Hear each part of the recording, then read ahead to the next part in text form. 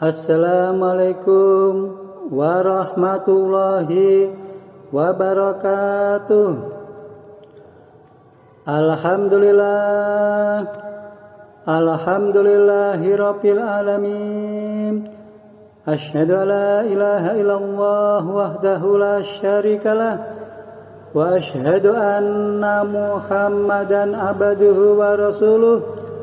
Allahumma Salli wa sallim wa barik ala nabiyyina Muhammad wa ala alihi wa sahbihi ajma'in wa man tabi'ahum bi ihsani ila yaumiddin.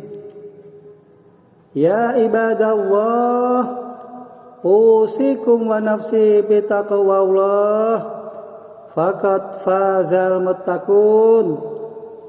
Qala Allahu ta'ala, ya ayyuhalladzina amanu taqullaha haqqa tuqatih wa la tamutunna illa wa antum muslimun. Amma ba'du. Kaum muslimin, jamaah sekalian yang dirahmati Allah, alhamdulillah, puji syukur kepada Allah Subhanahu wa ta'ala yang telah melimpahkan rahmatnya pada kita semua, sehingga kita oleh Allah masih diberi kesehatan, kekuatan, kesempatan, dan nikmat-nikmat yang lainnya. Semoga kita termasuk hamba-hamba Allah yang bersyukur. Kaum muslimin, jamaah sekalian yang dirahmati Allah, Allah Subhanahu wa ta'ala telah berfirman, afala yatadabbarunal Qur'an am ala qulubin aqfaluha. Maka apakah mereka tidak memperhatikan Al-Quran? Apakah mereka tidak memperhatikan Al-Quran? Ataukah hati mereka terkunci?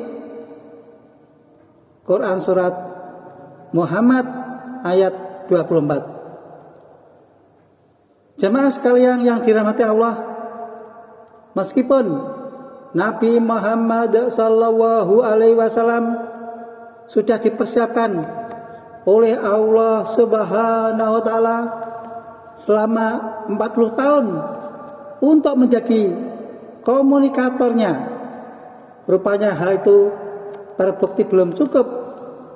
Segudang pengalaman hidup meliputi pengalaman spiritual, psikologi, diplomasi, pekerja sosial, militer, parenting, pemimpin, dan figur di masyarakat belum memadai sebagai modal untuk menjadikan problem solving dalam menerapi patologi sosial yang menjangkiti bangsanya. Oleh Allah Subhanahu wa ta'ala, Nabi Muhammad tetap dianggap balon, bingung, hingga Allah Subhanahu wa ta'ala berkenan menurunkan wahyunya. Firman Allah, wa wajadaka dhalan fahada, dan dia mendapatimu sebagai seorang yang bingung, lalu dia memberikan petunjuk. Quran surat Ad-Duha ayat 7. Jemaah sekalian yang dirahmati Allah, karena bingung, Nabi Muhammad SAW senang berkhawat, menyendiri, mengadakan perenungan di Gua Hira, hingga akhirnya Allah Subhanahu wa ta'ala berkenan menurunkan kepadanya wahyu Al-Quran, wahyu yang berisi perintah dan larangan yang terasa berat dipikul secara fisik dan jiwa. Ternyata keunggulan isinya memerlukan kehebatan pelakunya. Sebuah konsep membutuhkan pelaku. Jamaah sekalian yang dirahmati Allah, Al-Quran adalah petunjuk kehidupan yang diturunkan Allah Subhanahu wa Ta'ala untuk Muhammad Sallallahu Alaihi Wasallam dan seluruh umat manusia sebagai manhaj al-hayah, pedoman hidup dalam memperoleh keselamatan di dunia dan akhirat. Allah Subhanahu wa Ta'ala tidak membatasi wahyu yang terakhir sebagai petunjuk peribadatan semata. Ia juga tidak sebatas hanya mengandung ayat-ayat hukum, sejarah, etika, atau dimensi keilmuan yang lain. Sebab jika Al-Quran hanya kita pandang sebagai ilmu dan kekayaan intelektual, maka apa bedanya dengan ilmu yang lain? Al-Quran memuat rumusan jitu untuk sukses dalam menjalin komunikasi dengan Allah Subhanahu wa Ta'ala, sama manusia dan makhluk lain, serta terhadap alam semesta.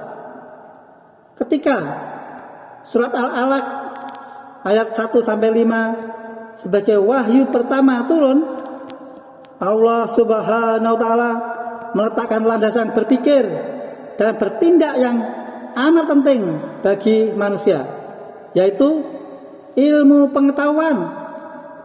Membaca adalah langkah awal menuju ditemukannya berbagai ilmu pengetahuan. Itulah perintah pertama yang diturunkan Allah melalui wahyunya. Ayat pertama tadi sekaligus mengandung petunjuk bagaimana seharusnya manusia itu membaca, yakni bacalah dengan menyebut nama Tuhanmu yang menciptakan. Dalam membaca, objek bacaan apa saja hendaknya berpijak pada tuntunan dan arahan Allah Subhanahu wa Ta'ala, bukan berdasarkan pikiran manusia belaka.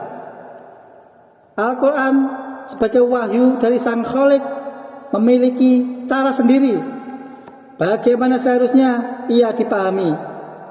Dengan cara demikian akan melahirkan ilmuwan-ilmuwan yang didahului oleh kesadaran ilahiyah dalam dirinya.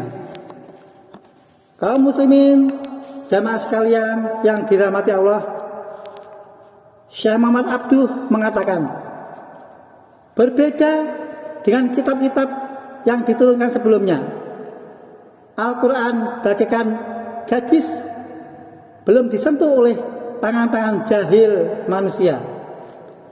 Jika dibaca secara terus-menerus akan melahirkan makna-makna baru dari sebelumnya. Sebagai contoh, sebutlah Al-Alaq. Di sana Al-Quran telah memberi isyarat objek bacaan yang amat penting, yaitu penciptaan manusia dari segumpal darah, min alaq. Bagaimana kejelasan asistensi manusia lebih lanjut?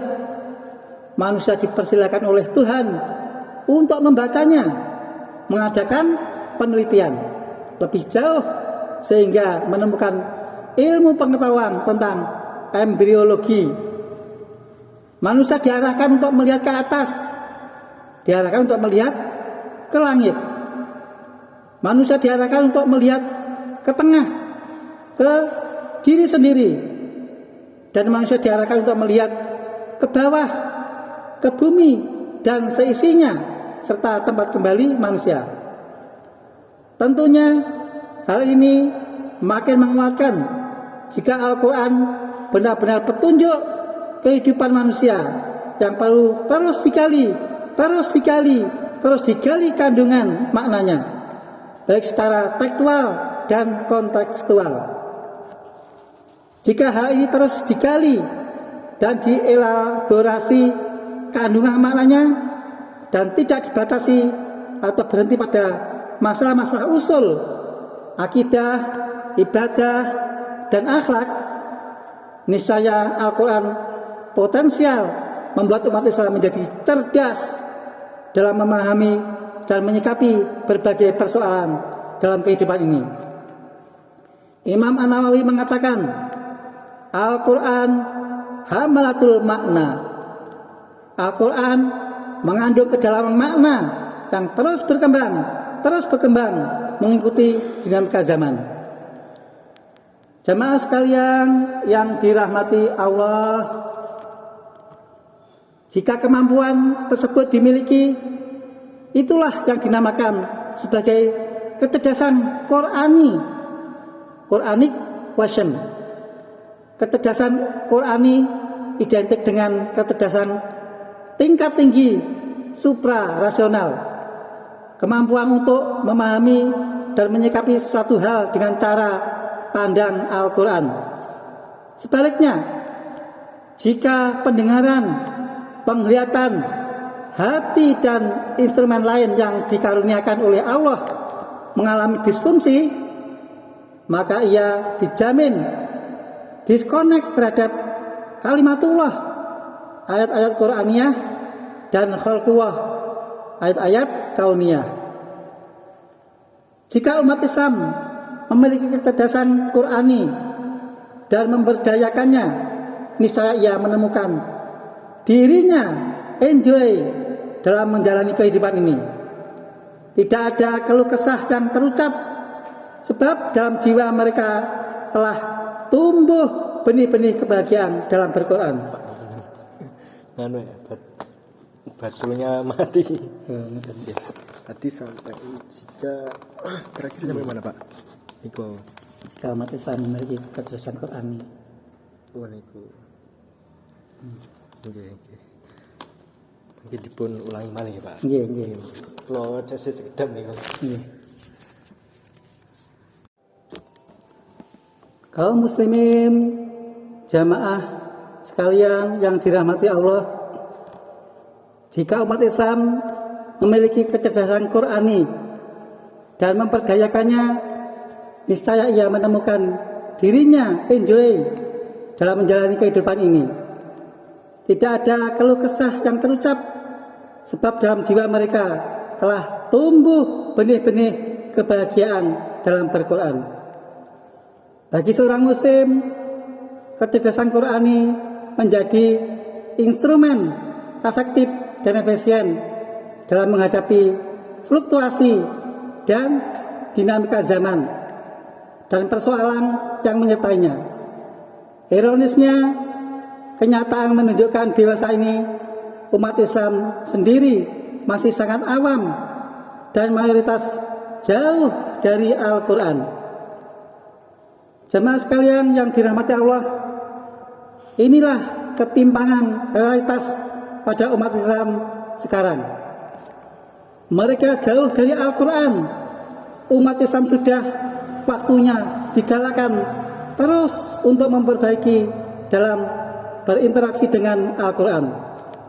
Dibimbing untuk dekat dengan Al-Quran, membaca dan memahami kandungan Al-Quran. Dengan cara itulah Al-Quran berhasil merekonstruksi pola pikir, hati dan perilaku umat Islam yang pertama, as-sabiqunal awalun. Itulah dasar bagi dibangunkannya kecerdasan Quran itu. Jamaah sekalian yang dirahmati Allah, bertolak dari pemikiran di atas, betapa pentingnya dibangun dan ditumbuh kembangkan kecerdasan Qur'ani. Kecerdasan Qur'ani harus dimulai sejak dini, ketika panca inderanya belum terkontaminasi oleh residu lingkungan sosial. Terus berkelanjutan dan terprogram. Mungkinkah kita memperoleh kecerdasan Qur'ani tanpa mentadaburi kandungannya? Sebagaimana yang disiarkan firman Allah di awal tulisan ini. Afala yatadabbaruna al-Qur'an am ala qulubin aqfaluha.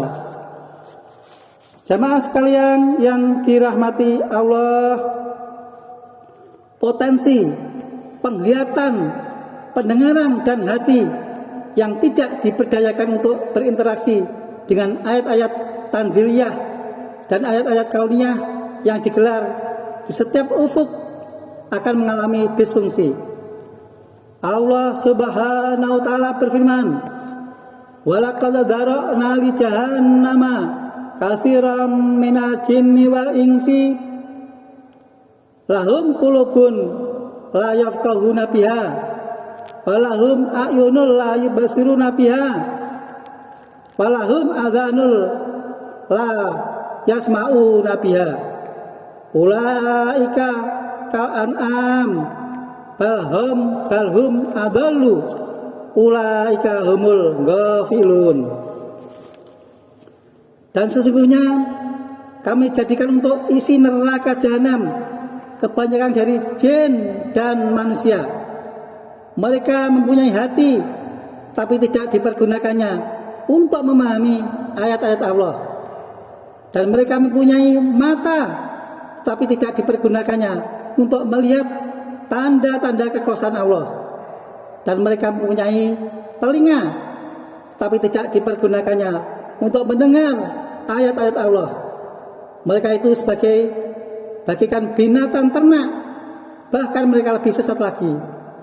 Mereka itulah orang-orang yang lalai. Quran surat Al-A'raf ayat 179. Jamaah sekalian yang dirahmati Allah, kecerdasan Qurani mengungguli, bahkan mengatasi kecerdasan yang pada umumnya dimiliki manusia, yaitu kecerdasan intelektual, emosional, dan spiritual. Jika kecerdasan spektakuler ini dimiliki oleh seseorang, maka akan mencerdaskan pikirannya, menghaluskan hati dan perasaannya, dan menggerakkan fisiknya untuk berjuang di jalan Allah Subhanahu wa taala. Mudah-mudahan Allah Subhanahu wa taala melimpahkan rahmatnya pada kita semua, sehingga kita dimasukkan ke dalam golongan hamba-hamba yang soleh, hamba-hamba yang bertakwa, hamba-hamba yang senantiasa taat kepada Allah dan Rasulnya. Mudah-mudahan oleh Allah diberkahi hidup kita, diberkahi keluarga kita, diberkahi anak keturunan kita, diberkahi rezeki kita, diberkahi semua urusan kita. Mudah-mudahan kita oleh Allah diberi husnul khotimah. Mari kita tutup dengan doa kafaratul majlis. Subhanakallahumma wa bihamdik asyhadu an la ilaha illa anta astaghfiruka wa atubu ilaik. Assalamualaikum warahmatullahi wabarakatuh.